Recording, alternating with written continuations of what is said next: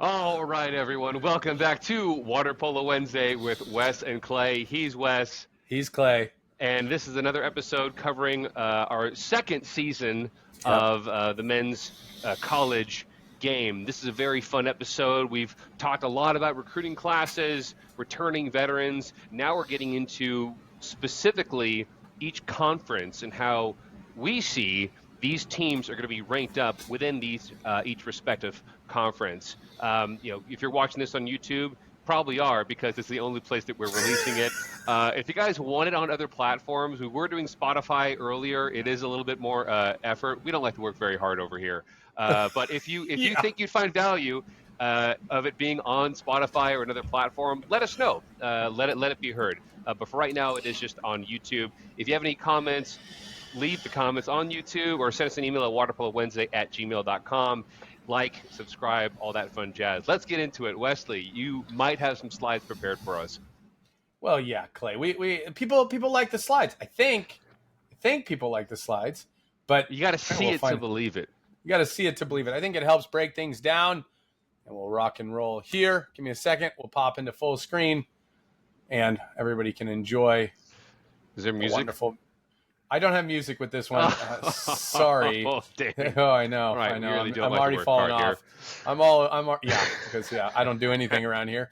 All right, so we're going to break down the different conferences. We did leave the MPSF out of this one for a specific reason. I do the broadcasting for a lot of MPSF, and I didn't want there to be too much bias. We will release a national ranking. And we'll get into those games certainly as we go along. But we'll start with the Mid-Atlantic. No surprise here. Mount St. Mary's, Mercyhurst at the bottom. And, of course, Fordham coming in at the top. We've talked at length, Clay, about how good Fordham was last year and how good we think they're going to be this year. They are going to roll through this conference. Navy will give them a little bit of a push, I think, as Navy continues to get better. But at the end of the day, Fordham's going to be too much to handle. They're going to win going away in most, if not all of their games in conference play, simply because the talent level, the disparity between the one and the two, which is Navy in this conference, is pretty great. Now, that's not to say Navy's a slouch.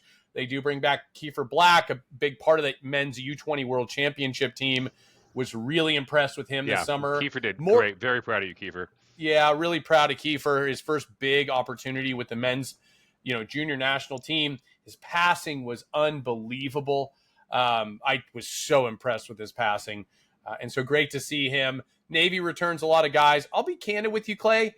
Navy's on the rise. My opinion is that Navy is really on the rise, and they've got a good recruiting class coming in this year and next year. So look for them to build some depth. I think the culture there is becoming pretty focused on what water polo is, and they've continued to get better and better. Behind them, GW, and of course then Bucknell and Wagner. I'll tell you this, I think Bucknell might surprise some people. Obviously not a great year last year, but I could see them taking down GW this year and testing Navy. I don't know if they beat Navy. I think they'll beat GW this year. But I think Bucknell, I mean, they're starting to recruit a little bit at a little bit higher level. They've got a few foreigners that have come in that are helping them. And I could see them finishing top two in this conference if they can knock off Navy and kind of Kiefer Black there. And so the Mid-Atlantic dominated by Fordham, not a surprise, I don't think, for anyone, but it is, this is kind of how we see it rolling out. Again, these are preseason rankings. Injuries change things, right? There's injuries that could occur. There's coaching changes that could occur. Who knows? There's all kinds of things that could happen. And so this is why they call it preseason. We have no evidence that other than the recruiting classes that we've estimated. Yeah. So anything can happen in any game anyway. Yeah. But how does this ranking stand up to the finishing positions of these teams last year? There are a few that got switched around a little bit. I got Bucknell higher than it was last year. Wagner lower than it was. Mount St. Mary's and Mercyhurst kind of at the bottom. Fordham, of course, won their conference, earned that NC2A berth. They did play Navy in the finals. So I think Bucknell ends the season higher than GW here. But to start the season, you got to prove it to me. I'm not giving anybody any grace going into the season saying you're better than you are until you prove it. Fair enough. Yeah. All right, moving forward. Northeast Water Polo Conference. Yeah, LIU here. And then, of course, Princeton. Princeton won this conference last year. We saw them at the NC2As. They are reloading. They did lose quite a bit of talent in Roko Posaric as well as Vladan Mitrovic. George Karas as well, I believe, graduated, so they're going to have to kind of refill that center position. We saw Otto Stotthart, who's coming in from Harvard Westlake. That's a big pickup for them. He's a good center. He'll do well at Princeton in the Northeast Conference there. This conference, I think going back and forth, Princeton's done a good job kind of controlling this conference for a few years. I know Harvard was testing them for a little bit back in the days, 5, 6 years ago, 7 years ago. It's been a minute, but back in the days, right? Feels like a long time ago. Princeton continues to dominate this conference. They're followed up by Brown, and this is going to shock some people. There's a little bit of news that we'll be able to break here in half a second. I like Felix at Brown. They got Jake Earhart as the assistant coach there. Those two coaches are doing a really nice job. Nice. Yep, great. They're doing a really nice job. Brown, who did knock off Harvard in the semifinal of the Northeast Conference Championship last year. I don't think that was a mistake. I don't think that was a fluke. These guys are well coached. Felix does a good job recruiting. Earhart is a premier center defender, plays in Spain. I believe he's still going to be in Spain. I'm not sure for the second half of the year. So what he's been doing is coaching in the fall, recruiting through the winter, playing professionally in the spring. And you saw him at senior world championships for the United States in Singapore this past summer. So these guys know what they're doing, and they put this team in a good position to win. Part of why Brown is ahead of Harvard is because Harvard is losing James Rosales-Hill, who's decided to redshirt this year in hopes of earning another year after he graduates from Harvard. So the best player statistically, and I think if you were to look at it qualitatively, on Harvard this last year is not playing for them this year. Now, they've got a good recruiting class. I just got some coffee, which clearly I need more energy. They've got a good recruiting class, but I just don't see them without JRH, as we call him, who is an elite center. And look, JRH has the talent to play at any top 5 program in the country. And good for him for choosing Harvard, which obviously, how do you walk away from Harvard as an academic institution? But what I believe he's trying to do here, if I had a crystal ball, that this is just, I'm hypothecating here. We're speculating. Speculating, thank you. Is that he's going to take this year as a redshirt and then try to go to a D1, like a top 5 program. Yeah, sorry. We'll have to edit that out. A top 5 program on the West Coast for a graduate. And he wants to be a lawyer. So my guess is he's looking at law schools and saying, where can I go to law school and finish my eligibility from a water polo standpoint? And I understand that. I think that's makes it's a different game. He gets his Harvard degree, and again, he is talented enough to play at any school in the United States. There's not a school in this country, not a program in the country that could not use a player of his caliber. And so that's where I think Harvard does drop a little bit here. They're still good. Don't get me wrong. I mean, I think that Brown game is going to be a great game. I think there's a lot of talent that this team has. Again, this conference in particular can be kind of all over the place because, Princeton and Harvard, they don't play in the spring. And so you don't know how people are going to come in shape, and, you never know. So that'll be interesting. MIT below them, and of course, Iona. Yeah. And so that kind of rounds that out. I personally really like the move to redshirt. We saw the COVID year give a whole class of people an opportunity to play a 5th year somewhere, which made things really exciting. You saw Rafael Vergara and Nico Tierney going to UCLA, Dennis Blyashoff going to Pepperdine from Harvard. You saw guys going all over the place, and it really mixed things up in a very exciting way. So, good for him. He's still going to finish out his school. It's not like he's leaving college to go play professionally somewhere. So he's still finishing his education. His team's going to benefit from his own age and experience as a would-be senior for that last year. And, Godspeed to wherever he goes after that. Yeah. So exciting times here in the Northeast Conference. I think Dusty Litvak is licking his chops trying to get back to that NC2A conference. Brown might have something to say about that. Again, Princeton lost a lot of senior talent. Look, they've still got great players. Gavin Appledorn, part of the U20s. Finn LeSueur. I thought Finn LeSueur was outstanding in National League this last year. Big props to him. I know they've got a good recruiting class coming in.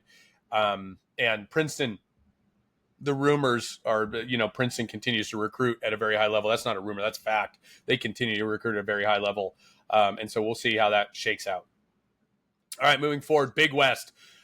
Fullerton, you see we're starting at the bottom a little bit just because some of these it just is what it is. So the Big West here, I've got Long Beach State winning this conference. Not surprising. They did win it last year, but remember, they weren't the favorites going into. We did call that they would win the Big West last year, the conference tournament. Yeah. They weren't ranked number one in their conference going in. UCI actually was. But I think the pressure's on this year. Cat's out of the bag. Long Beach is very good. Transfers Touring Stanley and William Whitstone coming over from CBU, those leaders. That's a big deal. They returned Corbin Stanley, who spent the spring playing in Spain, part of the U20 World Championship silver medal team. And, of course, Gabby Acosta, who would have been part of that Spanish team, but was injured. I was going to say, what happened? Gabby Acosta. Yeah. So Long Beach is strong up the middle, which is really where it's very important. Whitstone being in the back, also very important. I believe that this team will be good. Now, they did graduate a lot of center defenders, so we'll see how they kind of backfill that. I know they've got Alex Maxinoff, who we're big fans of. Yep. That guy's a savage if you get him engaged and going. And look, Gavin always has their team ready to perform, but I think this year it's on them to lose, not them to win, if that makes sense, right? So they're the favorites going in. It's expected that they win. I don't think I think if they lose, it's disappointing with the class that they have. That's a harder position to be in, I think. I think so. I think it is. I think it's hard to continually win when you're expected to than be the dog. Yep. Now, right behind them, UCI. UCI went undefeated in their conference play last year. Remember, we called it out. It was like they won a whole bunch of games by 1 and 2 goals. This is a competitive conference, okay? Yeah. And UCI bringing back Luka Krstić, who's a very, very good player. Wiley Dale is a big, big problem for teams. A huge center for UCI. Wiley Dale really sets the tone. We saw this in National League. This guy, I think, led National League in exclusions drawn for like the first 4 weekends or something like this. Yeah. And so for him, he's going to set the tone, and the deeper he gets, the easier it becomes for guys like Luka Krstić. And, they graduated a little bit of talent, and if Shipman left, Shipman's graduated. He was a good goal scorer for them. This is a good team. This is a very good team. I think that they're going to challenge if any team is going to challenge Long Beach in this conference, I think UCI has the depth and coordination to do so. And so we'll see what happens there. I think these games are going to be really competitive games. Long Beach has a very tough schedule. They do get Stanford this year. They do get Fordham this year. And so it's going to be fun to watch. We love it. And so for those of you out there, like, we really focus on the one game sets, meaning, hey, Long Beach plays Fordham on a Tuesday. Not Long Beach is playing in a tournament where they have 4 games in 48 hours. Yeah. We don't give as much credit to that because it's not an accurate representation of the team and how they would play in a playoff game. It's more or less to get reps and experience for the entire group on the roster, which doesn't necessarily favor teams in the Big West or any conference other than really MPSF. And you can go back and watch episodes, but we've done a data analysis on exactly that and how nearly impossible it is to beat an MPSF team in a 4-game weekend versus a one-off game. And so Long Beach has scheduled a lot of one-off games, and UOP has scheduled a lot of one-off games, as is Pepperdine. I wonder where they got that idea. It's an interesting take. Anyway, after UCI, UCSD, our boys, Landon Ackerstrom, part of that U20 team, Bennett Axline, will headline this team. Is a good team. Reed Bugelli has put on 30 pounds in the offseason. He's going to be a center he's going to back up Axline to start because Axline is silky smooth and just a very composed center. But Bugelli's going to be a handful. You're starting to see a lot of these schools stock up on centers. They're going big. Schools are going into like big time centers. It's working. It is a formula. Okay. Then you've got Ante Buzov's coming back. And Ante Buzov obviously played for the Los Angeles Athletic Club. We finished 3rd in National League, 2nd in seniors. Buzov is, the dude's a beast. And he reminds me He reminds me of I'm gonna butcher this, but so like he's kind of like the Hulk, right? I think if you trip a wire in him, he can go off the rails a little bit. But he's like Professor Hulk a little bit right now, where like the right people have been in his life to like be able to like control that aggression and anger a little bit better. But he's still got that in him, and he can use it as he wants and needs to. So we're excited to see him come back. Yeah, Buzov's going to be a big part of the San Wes is Diego like, what team. the hell are you talking? I don't know what about? Clayton's talking about. This is not uncommon. But Buzov will be a big part of this team. Ackerstrom will lead the way. He's their go-to on the perimeter. Buzov can rip too from outside, but his job is to defend and drive through a lot of the time. So look for San Diego. They're going to be good. Don't know if they've got the depth necessarily that the UCI and Long Beach has, but they always challenge. And last year, they took on Davis. They beat Davis a few times. Davis has a good team. The thing about Davis is like they could be 1, they could be 4 because they're so consistent. And they're always a tough team to play. Yeah. They're just tough. And, Dan Layson does an outstanding job of keeping the team organized. His superpower is organization. Like, I feel like if I were to walk into his office, it would be the most logical, thought out, like perfect office of everything is in its place. Coded, alphabetical. Well, I don't know if he's right, but like, I feel like the team plays with this sense of confidence because they're all on the same page. His superpower is getting these guys organized and being on the same page and working together. You don't really hear necessarily about Davis, like these studs who put up 80 goals in a year, right? Because everybody has like 20 goals, 15 to 30 goals. And they do that intentionally because they work for each other and they find the open man. And it's not about one person necessarily. And so he has done a great job and continues to do so. And so Davis, this was really tough. Davis could beat Long Beach UCI and UCSD. I could see it happening. I could also see them losing to those teams too. It's just it's like whoever comes ready to play that day. And that's what's tough about this conference in particular, and the next one, frankly, is like I just don't know where you go. There's just no soft landing here. And then you've got UCSB. We previewed this a little bit. I know they're going to have a bigger freshman class, but the truth is there's a lot of talent that left from Don Brown and Nico Furneaux and Luke Bachler. That's tough. You don't recover from that in a single recruiting class. And I think that, look, it's going to be a rebuild for them. Wolf's a good coach. He knows what he's doing. He'll get the most out of his players. But at the end of the day, I don't know how well they're going to finish in this conference this year. They're going to have to build back better. So, yep. All right, moving on. Now, the WCC. Well, we've got CBU at 6, and I put that there to start. Well, that's crazy, Wes. They were in the NC2As last year. They were. I know. They graduated a lot of talent. They also had, we talked about transfers with Santa Barbara, Touring Stanley, William Whitstone leaving to go over to Long Beach. This team will be tough. They're always tough. They play hard every day. It's not a discredit to anybody there. They do play very, very hard every day, and they'll get a few surprise wins every year. But I've got Pepperdine finishing first in the WCC this year. Adam Chapo, Eric Ionescu, they're coming back, right? They picked up a very good center defender from Hungary, about 6'6". He's not as much of an offensive threat necessarily, but the dude can defend. They've got Smirnoff in the goal, though sometimes he splits time. Dane Howell, the star of Riptide, is part of this roster. They've got a couple of good centers, even though they lost Chase Wilson to the transfer portal. They've got some players on this team.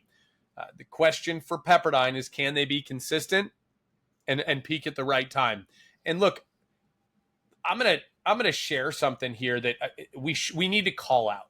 Okay, every one of these conferences are really playing for one spot in the NC2A tournament.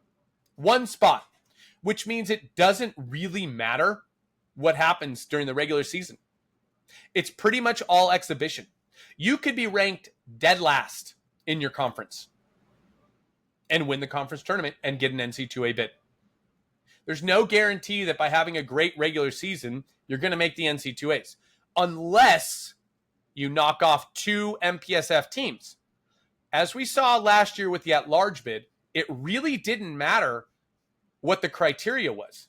They took into account that Stanford had the harder last 10 games, and that was it. That was it. That was the only criteria they won. That was the criteria they kind of went with, or what was, I guess, perceived to be that criteria. And so in looking at this, the WCC is the hardest top to bottom conference in the country.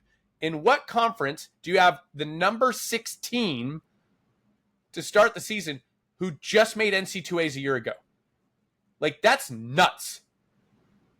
And so Pepperdine, I don't really care what they do for the whole regular season. I don't care what any of these teams do, quite frankly, for the whole regular season. They probably care a little.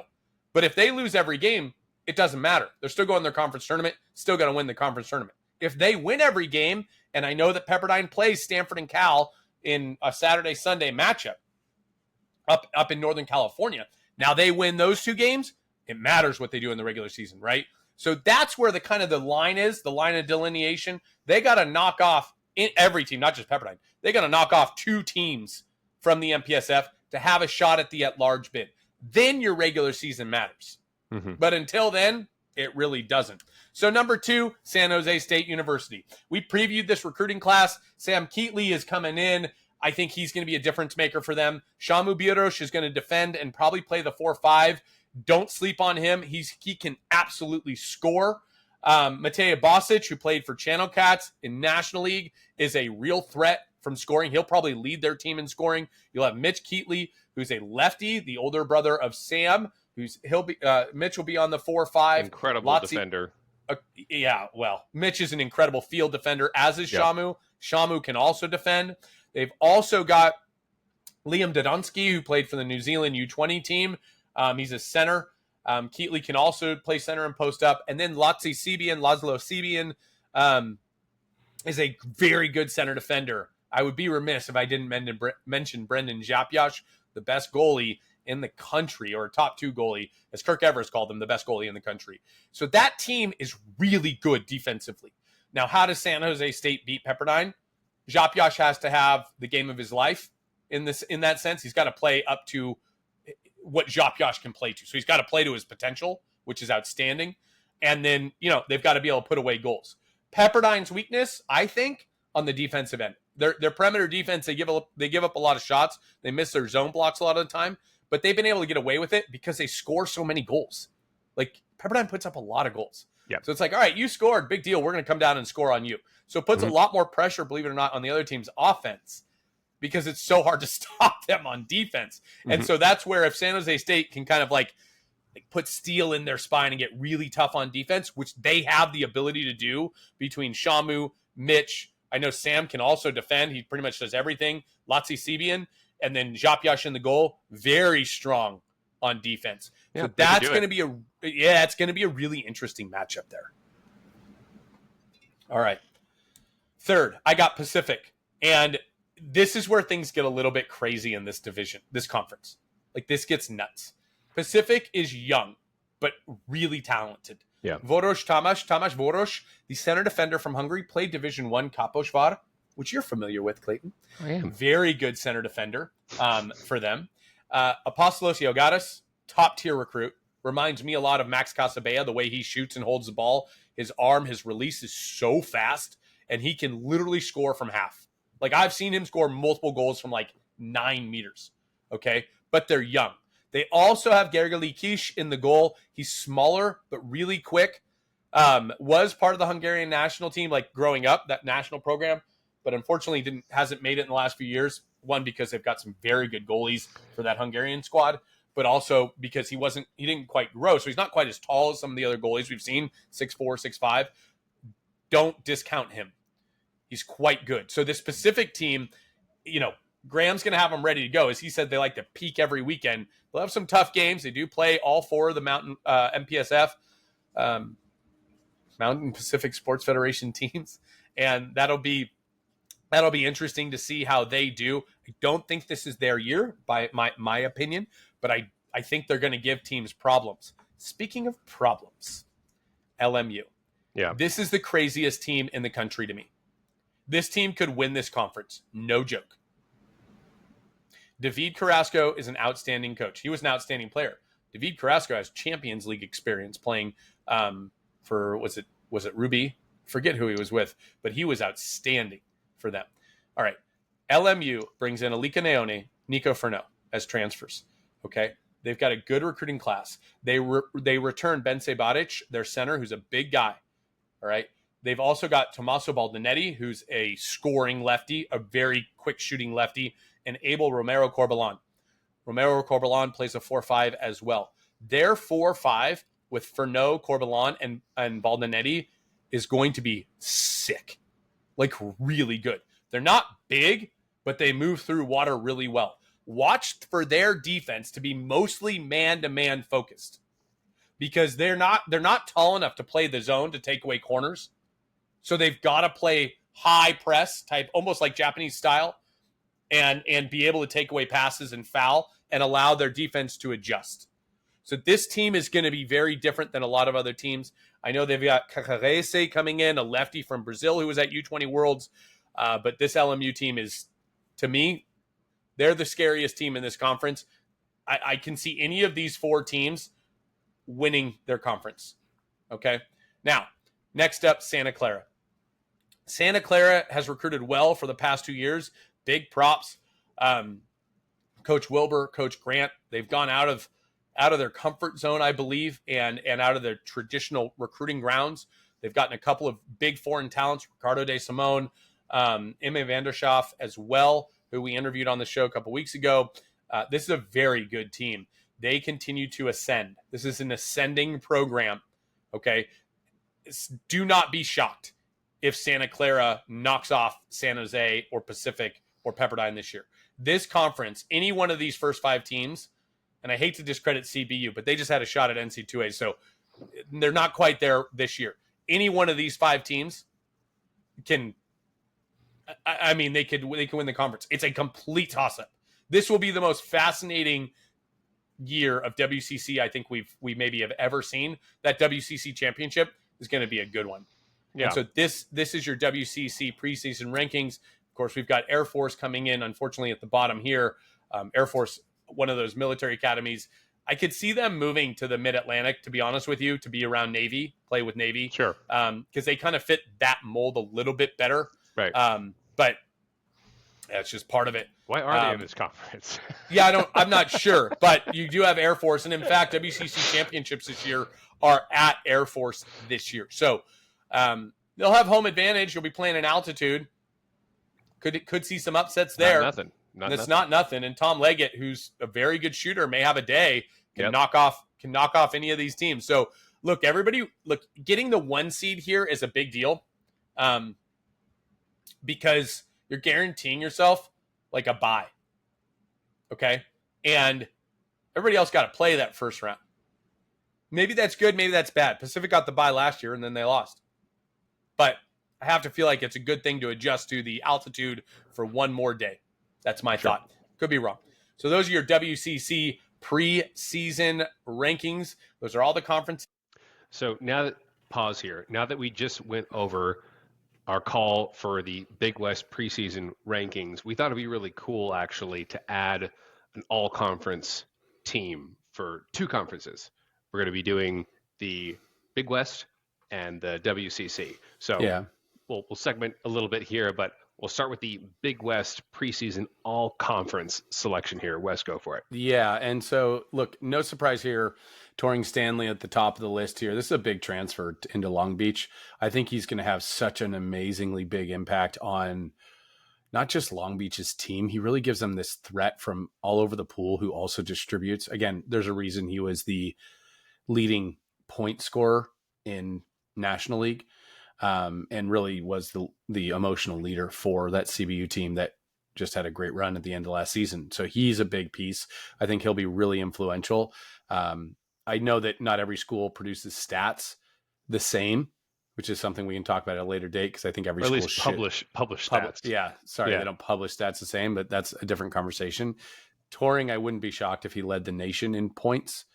He won't lead the nation in goals. That'll be either Kiefer Black or probably Ryder Dodd, but Touring will probably lead the nation in points just because he's so influential in so many ways.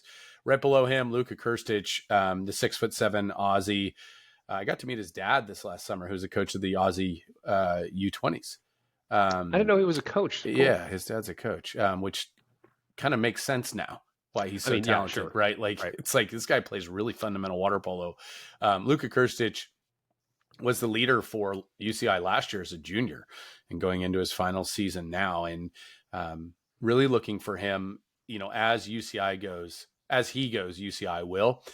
He, when they need a goal, this is where they go. They've got a lot of great, look, Johan Thrall is amazing. He's down this list as well. We can talk about both these guys since they both go to UCI.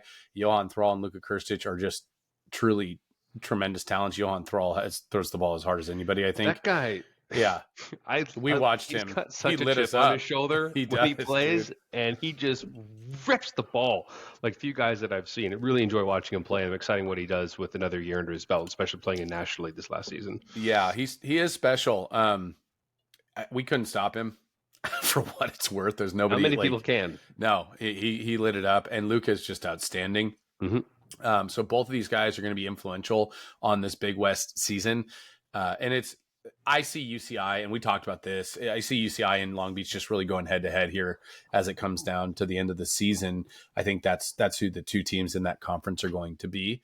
Back to Long Beach, you've got Gabby Acosta and William Whitstone. So you got three players here from Long Beach in Touring Stanley, Gabby Acosta and William Whitstone in the top really seven.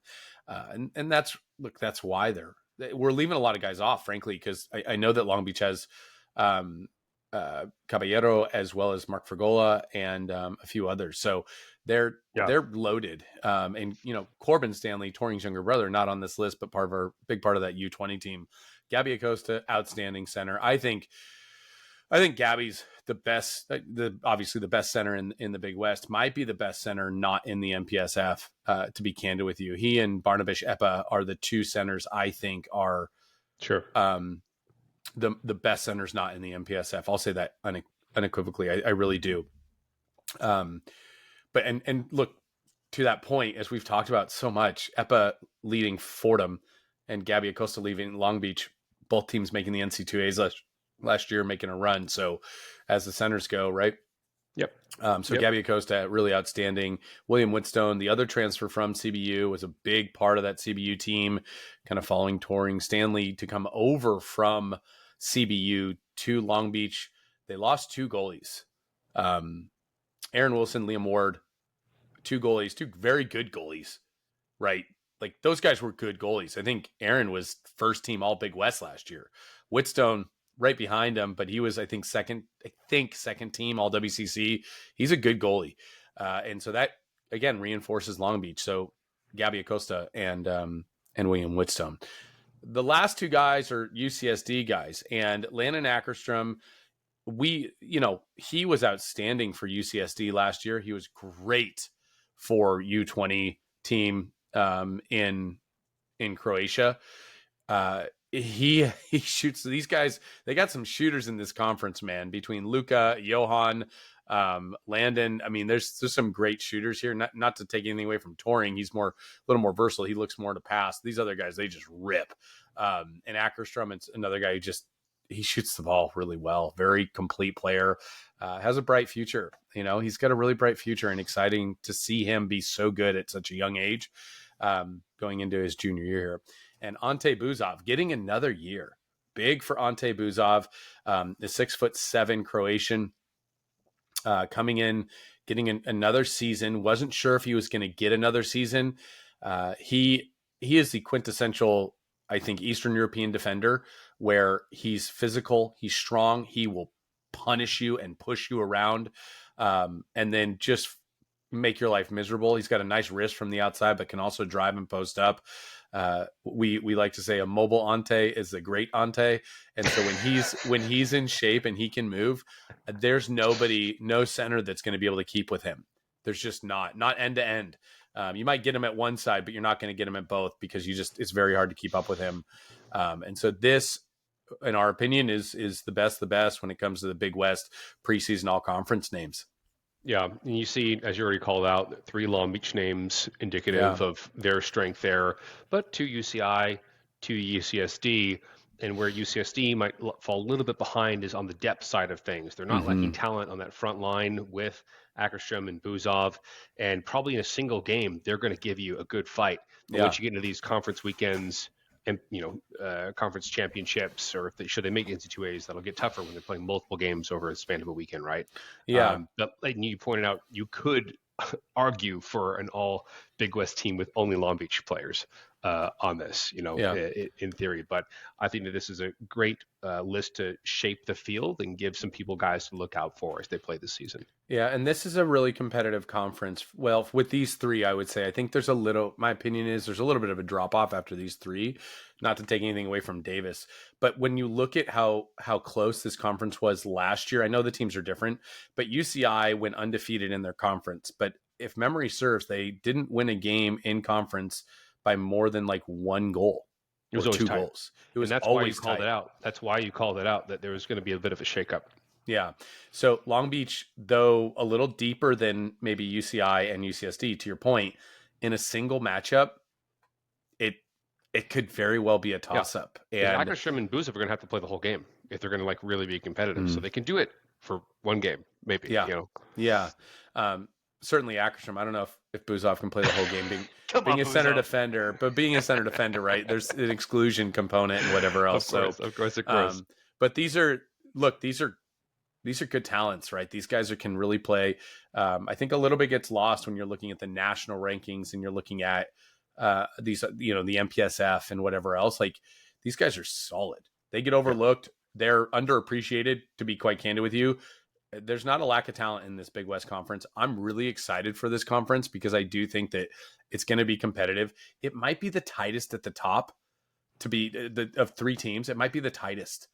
So I think winning your conference in the Big West specifically and getting to play the 4 versus the 2-3 is going to be a huge benefit. Yeah. A huge benefit. So we know that winning the conference doesn't guarantee you anything, a la UOP and UCI last year, but at least winning a regular season conference doesn't get you anything.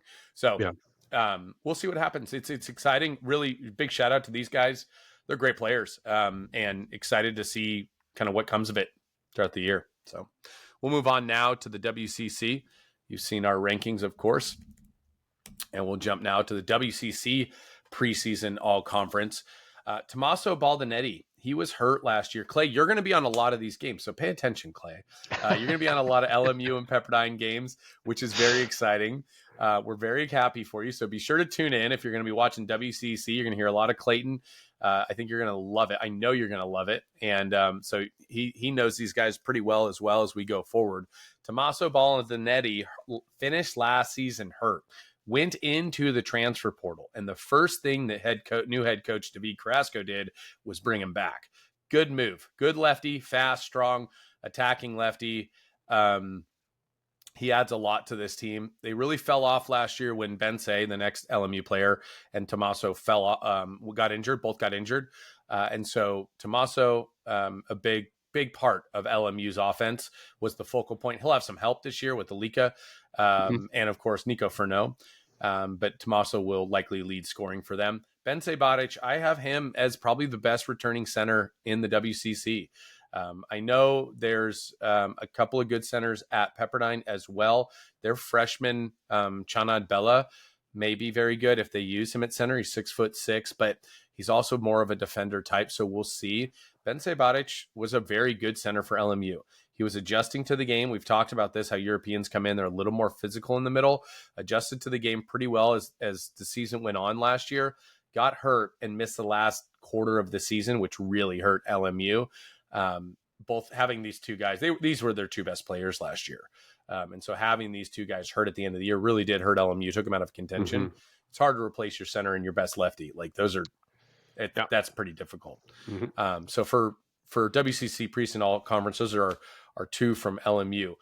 Brendan Japiash, this is no surprise, best goalie in America. Yeah, whatever. No, love this guy. He played for Channel Cats in National League. just if he's on, he makes life miserable, and we're going to see how on he is. I think the San Jose State team's going to be good.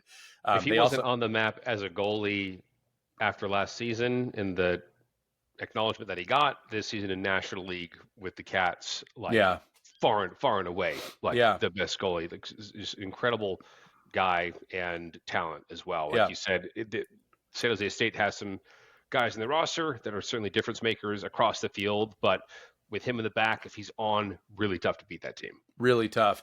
And then Matej Bosic, San Jose State as well, leading goal getter for San Jose State last year, returning.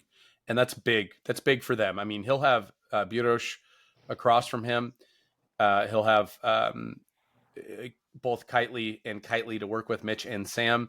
And he'll have Brendan in the goal with Laszlo Sebian. This San Jose State team is going to be good.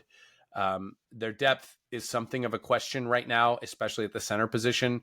But Matej can score, and he's dangerous. Like when they need a goal, they go to Matej. Like it's pretty direct, and it's one of those things, Clay. You know you're dominant when the defense knows what's coming, and you can still assert yourself and score. Yep. And so he's one of those guys that you give him the ball, he can rip from both sides of the pool. He can play 4-5 and 1-2. So he's going to be really exciting. Play for Channel Cats as well in National League. Adam Chapo at Pepperdine. I feel like this guy's been there for 20 years. I feel like you hear his name. Like he's been there for so long. He's been there forever. He is going into his final season, I'm told. Yeah. No question, right? This guy was good last year. He played more of a passing facilitator role for this team last year because they had Christian Hosea, who was really a driver and producer for them and could really finish inside. Adam has played a lot of different roles for this team. I like the way he plays the game. He's very patient and distributes very well, but can also score. This Pepperdine team is all gas, right? No breaks. Now I know they've got their goalies are maturing. They had young goalies last year, so they'll have a little more experience. And they do have Chanad Bella coming in, who's a good center defender from what he won the U18 Worlds with Botan and Chongar Lugosi and that Hungarian team. Good. He's a good player by all estimations. We'll wait to see him before putting him up on a list like this. But Chapo is the engine there and the leader there. And so I'm really curious to see how well he does with this new team. He's going to have to step into a very assertive leadership role and kind of control the ball, control the offense. The other Pepperdine player on this, John Carcari, he was outstanding at U20s for Team USA. I mean, you talk about a guy who is willing to do the dirty work. He will defend. He will drive. He will post up. He'll take the shot if it's his. He's probably the best. No, there's no question. He is the best scoring center defender in the WCC outside of it's an interesting year this year. We'll get into that later, but from a scoring defender standpoint in the WCC, he is the best. I would say across Big West and WCC, he's still the best scoring defender. I think where, Gray Carson probably hasn't beat, and Mihailo Vukovic, who, again, not really a defender, but they put him there because he's so tall. Sure. But those guys I think he's on par with them when it comes to scoring. He's a very good center defender.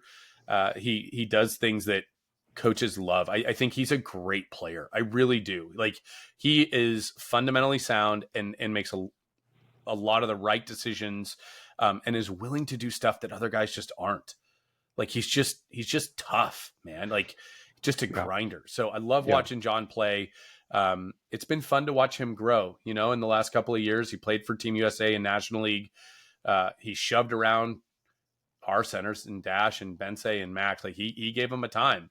And I think even we were all a little surprised, to be honest with you. We didn't know he was that strong. We knew he was strong, but like he was a force. And then you watch him at U20s and taking on Toncinic and taking on Lugosi and some of these big centers. I know you guard Strahina Kirstic a bit too. Like he had his work cut out for him, and he acquitted himself very well. So John Carcari will take the defender spot. Finally, you mentioned on Carcari, you compared him to Gray Carson and Vukovic, both of who are large humans. Vukovic, I think, has a pretty decent wingspan. Gray Carson is a beast. He's 6'4", 6'5". Of a body, and he's wide as well. Wide. And John Carcari doesn't have the same size coming in to that center defender position, but boy, does he make up for it in the effort, in the hustle, and the fundamentals and the Yeah. intelligence of the play, both in the defensive and the offensive end of that U20 Worlds tournament. Seeing him just create something out of nothing from like the one side, That's off of amazing. inside drives, and creating opportunities that shouldn't have been there in the first place. So very excited to see him come back. And then on Pepperdine, we could have seen Milo Joseph on this as well, but he's taken a Good year call off up. to go to Croatia. So he could have been competing for that center spot with Bense here, but he will not be playing with Pepperdine this season, which will hurt them, certainly, not having from a that depth experience perspective on the team from the depth perspective. But they still have a lot of firepower coming back for this year. So there's still to be contenders. Oh, they'll definitely. I mean, if you can't tell, San Jose State and Pepperdine are the two favorites, as we've talked about. It's really an exciting time. LMU, again, probably the scariest team. To me, it's just a wild card for me, how they play together. Yeah, it's a dark horse. Yeah. But as Karkari is, to me, what separates Karkari from like the Greg Carsons and Mihailos of the world is that he's a little shorter, but he's so strong, and he works so hard that, as you called out, that effort piece, it's not to say Greg Carson and Mihailo don't give great effort, but there's something different about the way Karkari plays. I love to see it. We're not here to talk negative. We're here to talk positive. John Karkari is an outstanding center defender, full stop. So excited to see him.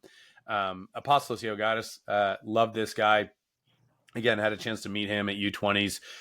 He's special. He's listed as a right-handed attacker. He could be a center defender. He guarded some big centers for Greece and did a nice job. He can play the 4-5. He can post up, and he reminds me a lot of Casabea.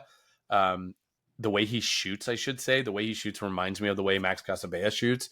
Really quick whip, kind of rubbery type arm, can just absolutely launch the ball from anywhere in the pool. It's exciting for UOP, I think, to have a young stud like this coming in. I know Coach Graham is really excited about it. So we'll see how this shakes out. You never know who's going to rise, who's going to fall, and there's injuries. There's guys you never heard of. Last year, we call it Jamie Steingraf, who was a goalie, became a lefty goalie who was like the second leading scorer for San Jose State. Nobody saw that coming. Good job by Gabor, right? Like, great find. But these are the guys that preseason, right? It's preseason. So love this list. These are all great guys. We've had the chance to get to know a lot of these guys just through the years of watching games and talking to them at National League and whatever else. So excited for them, and excited for this WCC. I think there's 4 teams that could win this conference, and it's going to be a lot. You've got some great games. Clay. Yeah. So we'll move now to our interview, Clay. Coming up next, however, we've got a very special interview.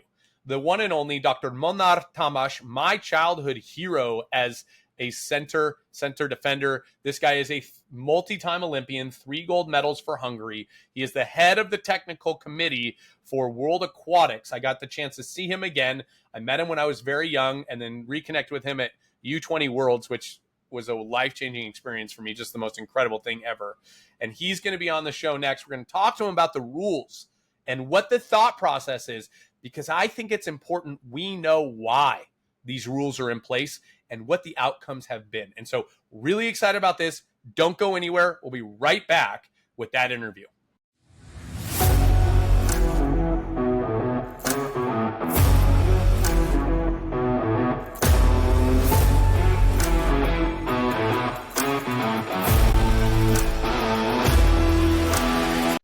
And here he is, the prestigious Dr.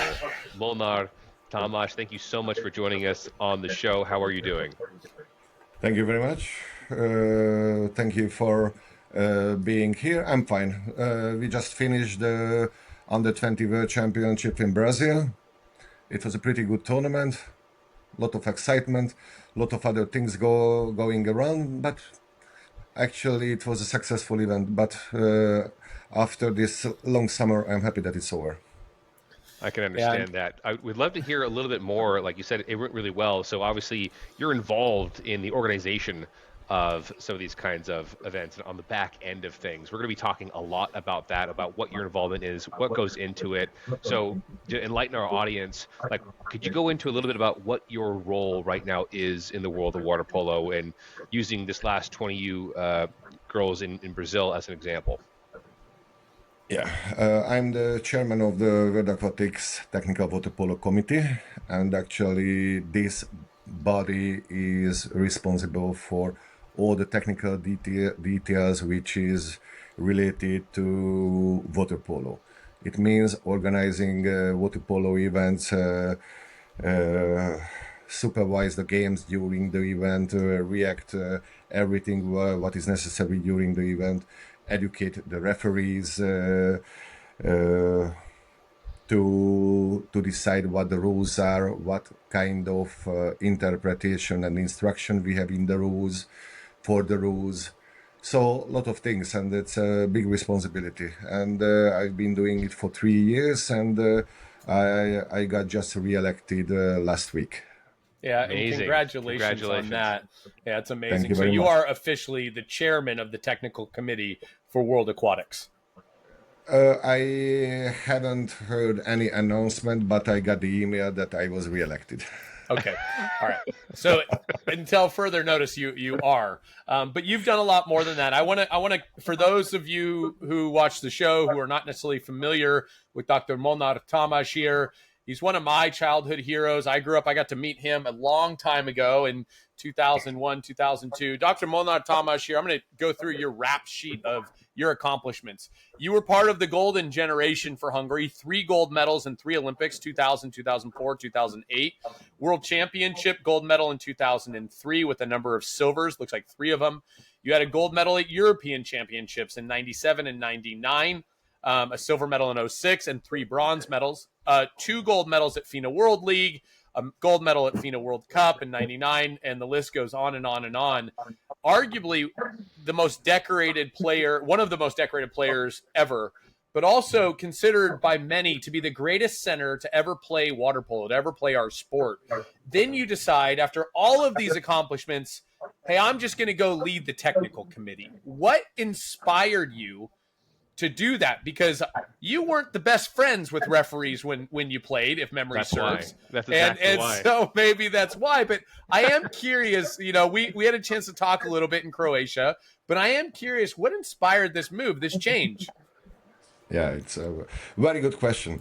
But first of all, you mentioned my success with the national team, but there is another thing which I'm very proud of, that I played for 4 different countries, different clubs, and I won the national leagues in every countries.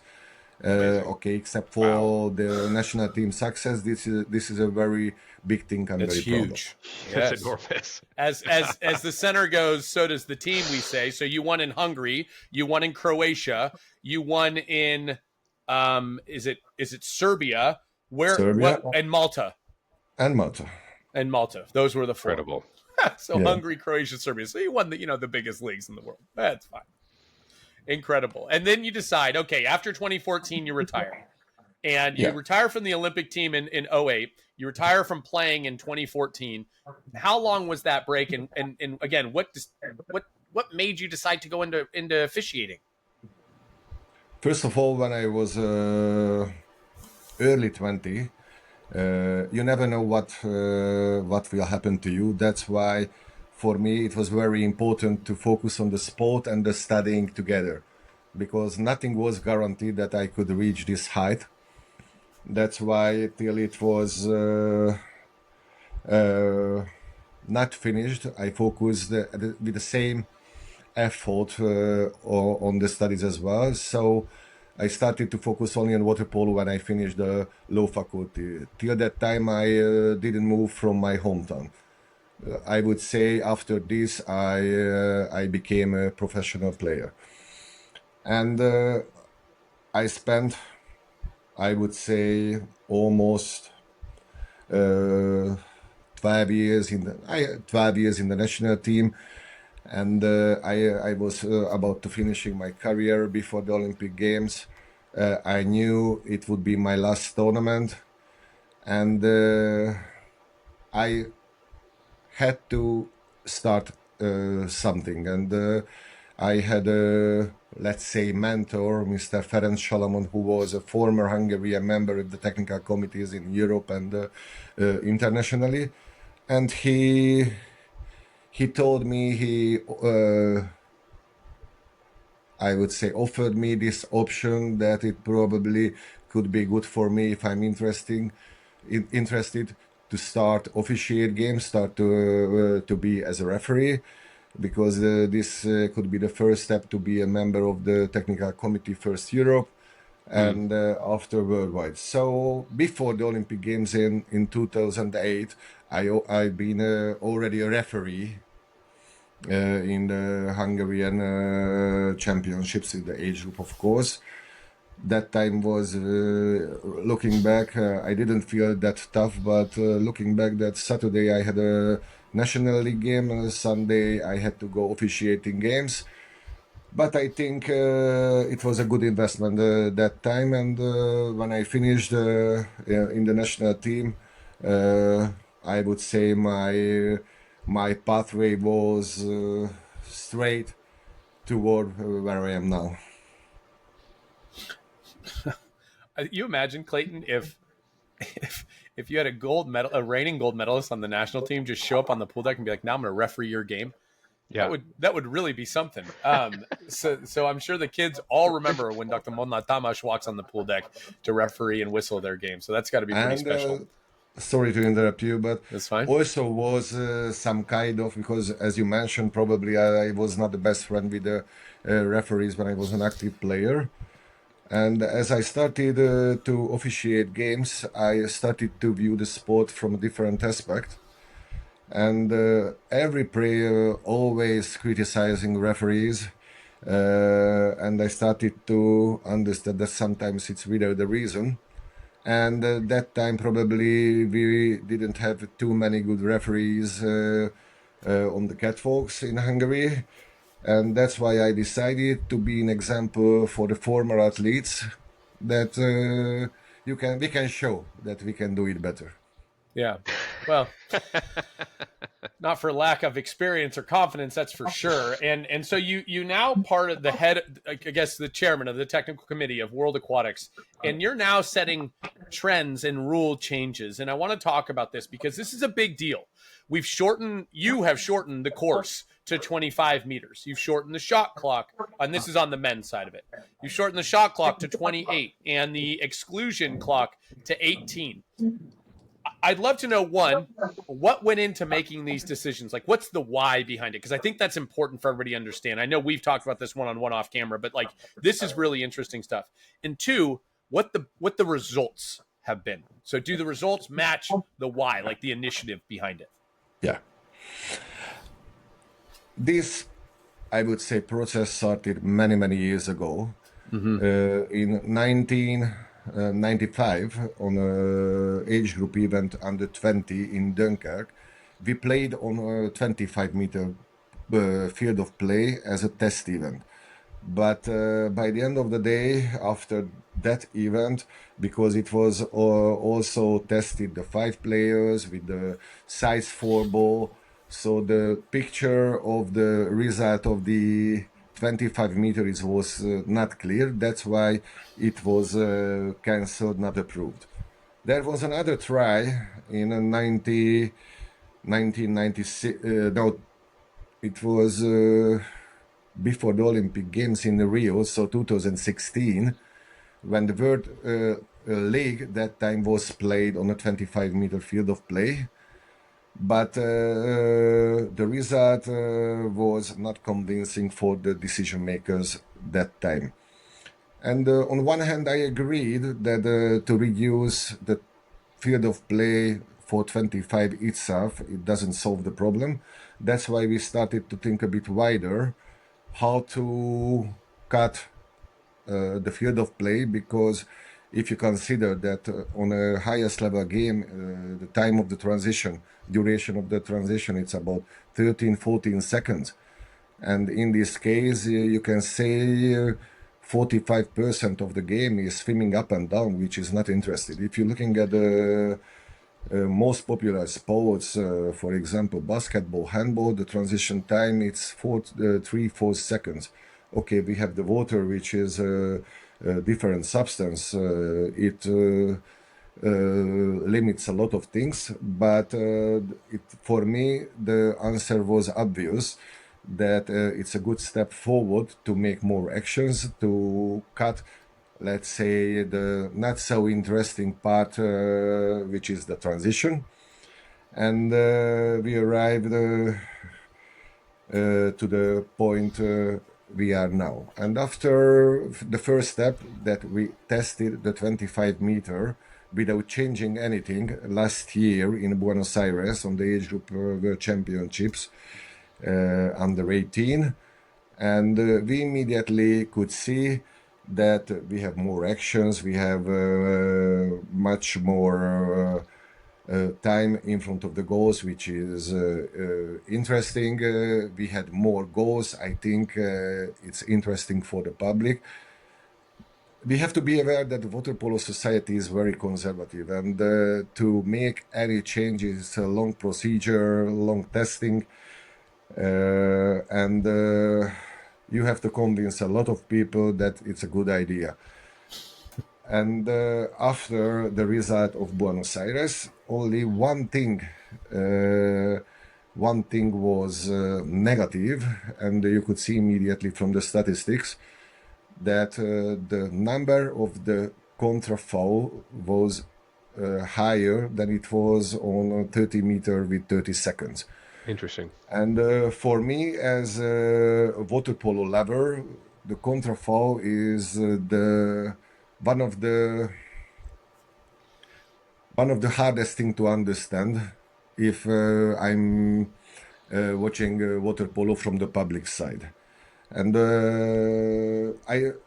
I'm fully on the favor of attacking water polo and dynamic water polo, and contra-fault, it's sometimes you must call, okay, the attacking team cannot get illegal advantage, but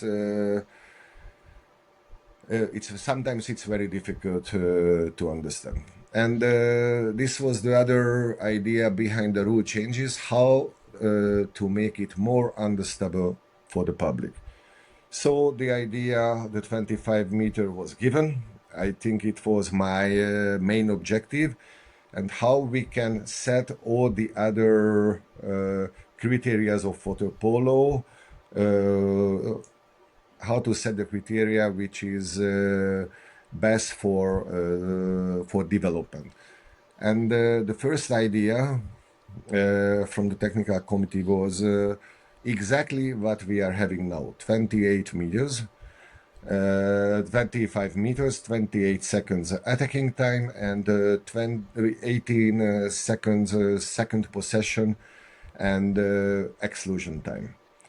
But there were some critics, and the decision from the World Aquatics office was that we will test the rules, and our opinion as a technical committee was, if we test, we have to be a bit more brave, not that conservative. That's why during the World Cup this year, we played the main event with on 25 meter, but with 25 seconds attacking time and 15 seconds shot clock and exclusion time. And I think who were really against the proposal, I don't want to mention any names, but the real conservatives, what they could see immediately, I would say they said that it's a completely different sport, and we have to go on this way. And we finished. Sorry. No, and keep going. And after we made a report, and also it was another very important criteria of the rule changing, that for the Olympics, and because of the Olympics, it was finally also a milestone that we have only water polo rules. We don't have separate water polo rules for men and women.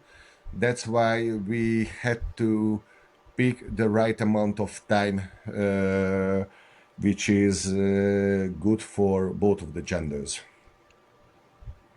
Yeah. And so the result of this is you wanted to change the rules in order to create more action in front of the goal, less swimming between possessions, more dynamic play, and more action effectively. Is that correct? Am I hearing you kind of correctly here? Absolutely correct. And Okay. probably you could read some posts, some comments on the internet, but from water polo expert. And I think it's time that we have to listen not from the experts. We have to listen the voice which is coming from the stands, from the people who likes water polo and the people who doesn't know anything about water polo, and to show them which product is better. And for sure they will pick the 25 meter with shorter time. Yeah, because what we're talking about here, and you mentioned like to solve the problem earlier. I don't know if it's been said like very explicitly. The problem, it sounds like, and please change me if I'm incorrect, is just how is the growth of the sport? Are new people who are unfamiliar with the sport finding it engaging to watch? Is that like the problem that we're trying to solve by changing these rules and making it more exciting? Yeah. I would say the latest rule changing. The main decision was the 25 meter and how to make it possible to have the same rules for man and woman. And the other changing we made, it's completely just, I would say only one thing, that to make it more simple. Same answer for the same question. Just to mention, we have the wrong re-entry after an exclusion, and we have the illegal player, which means one additional player coming to the field of play. So in every case, somebody is coming to the field of play, which is not according to the rules, and it's three situations, and we have three different calls in all the situation. Who can understand this? Sometimes even the officials couldn't follow. That's why the idea was behind, if there is one additional player who shouldn't be there, we call just a penalty and nothing else. And this will be clear for everybody. And even in the 6 meter situation, we had two different situation. If the exclusion, if the place of the foul is inside 6 meter and the ball is outside, in this situation, you couldn't make a direct shot outside of 6 meter.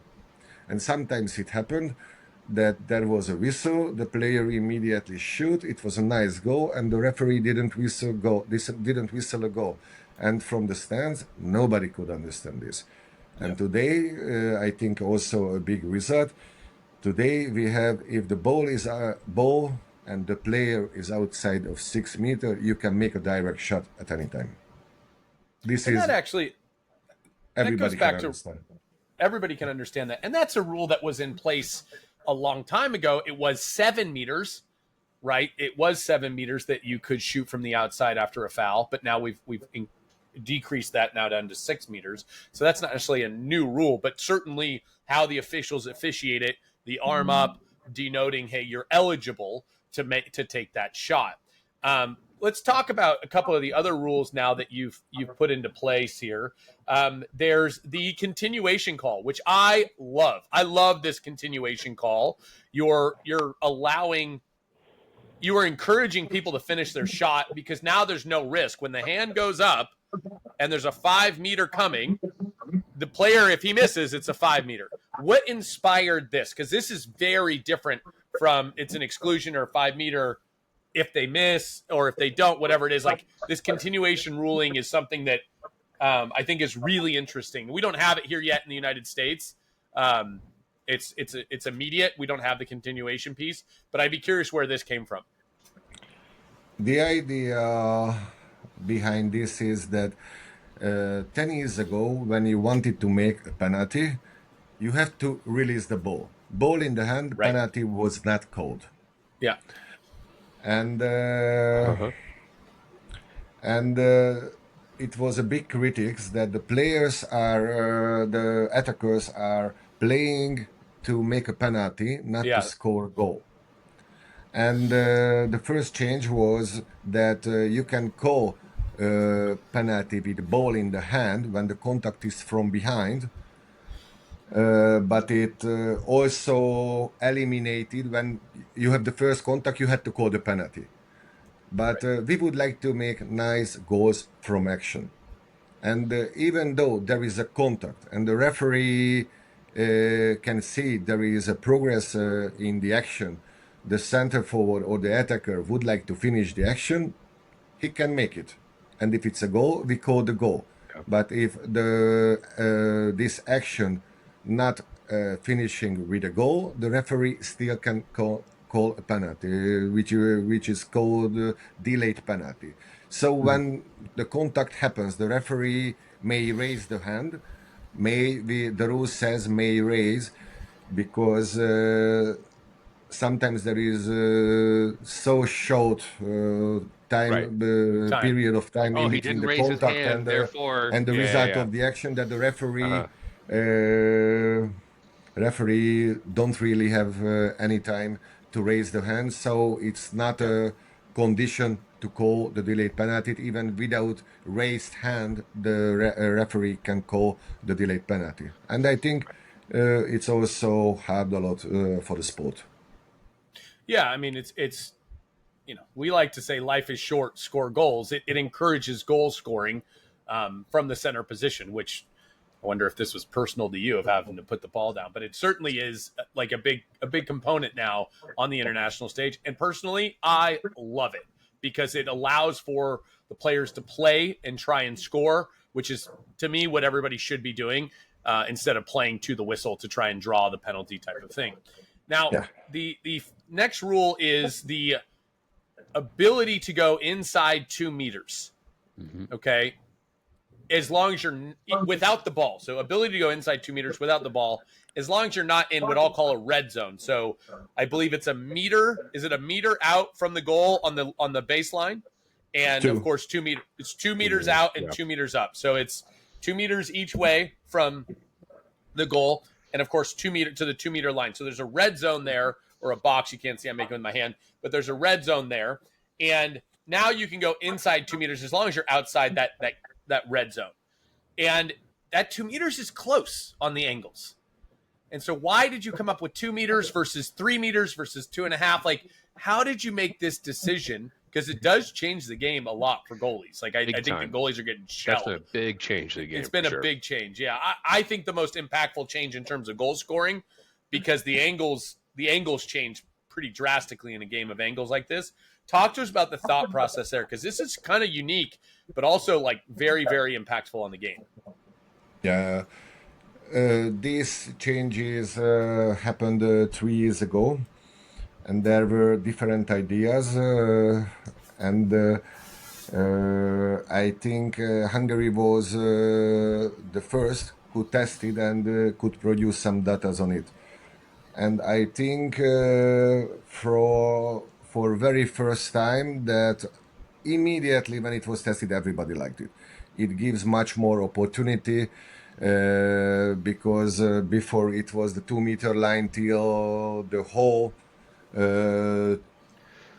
area from one side to from the other. goal line Yep. till 2 meter, and it created the situation that the wing player position pushed the outside players even farther. Right. So Totally. that's why at the end of some action they were really far, and they couldn't make anything. And the idea was how to get those outside player closer to the goal, and the option was obvious to bring the wing players closer to the goal line. And the philosophy of the 2 meter didn't change at all. We just really make a really strict interpretation and instruction to the referees how to call. Without the ball, you cannot enter the 2 meter area just if you are behind the line of the ball. Right. So if you are in front of the line of the ball, at any time the referee must call a 2 meter offense. There is no passive 2 meters. With many other situations, we are, I think, very progressive. That because water polo is a contact sport. If you read the rules, if you learn the rules, you could call probably 100 exclusion, 100 contrafouls, but the instruction for the referees, which you have to make the calls which is relevant for the game, which is connected to with the flow of the game. Nobody understand if you call a contrafoul on one side of the field of play and the ball is 20 meter far from the position of the contrafoul. But there is no this flexibility with the 2 meters. Anytime if an attacker inside 2 meters in the line, in front of the line of the ball, the 2 meter offense must be called. Yeah, it's an interesting point that so much of these calls are relative, whereas this is very much objective. It's like either you're in 2 meters or you're not, and either you have the ball or you don't. You know, some players might say it's still subjective depending on what the referee sees of a player being at or inside 2 meters versus what the player feels Fair. that they were, right? For sure. Yeah. When you say that there's like with this testing that's involved, there's like we have this idea of like, okay, what's the problem? What's the strategy that we want to solve that problem? Or like, what's the impact or the consequence of that problem? Like, why is it a problem? But then when you're testing it, what kind of metrics are you looking for? Like, yes, we can say that maybe there's more action opportunities, maybe there's more goals, but how are you in that committee actually getting metrics from viewers and from spectators saying like, I liked this or I understood it more? How are you guys getting feedback from people who aren't the experts in the water polo community? Actually, personally, I like statistics. I like the numbers. But if you would like to prove something, you can prove everything with the same numbers, pro Sure. and contra. Fair. that's right. Yeah. So with the same numbers, I can say it's black, and with the same numbers, I can say it's white. Yes. Yeah, it's fair. So it's very tricky, and that's why the numbers are good, but we have to be very, very careful with the numbers. Cautious. Yes. But I think the result was pretty much obvious. We have more goals, we have more actions, we have less transitions. Of course, it was just one event, and if we probably we can find an event in the past which creates better result for the past events, but from spectator side and from the people who are fan of water polo without any water polo knowledge, for sure enjoyed the game much more than it was before. And it's the new rules are still new for the teams. They have to practice more because this summer is the very first time we started to use. And when during the season, in the colleges or in the clubs, the players will have more experience with it. It will be even better results on the big events. But I think I'm convinced that it's good.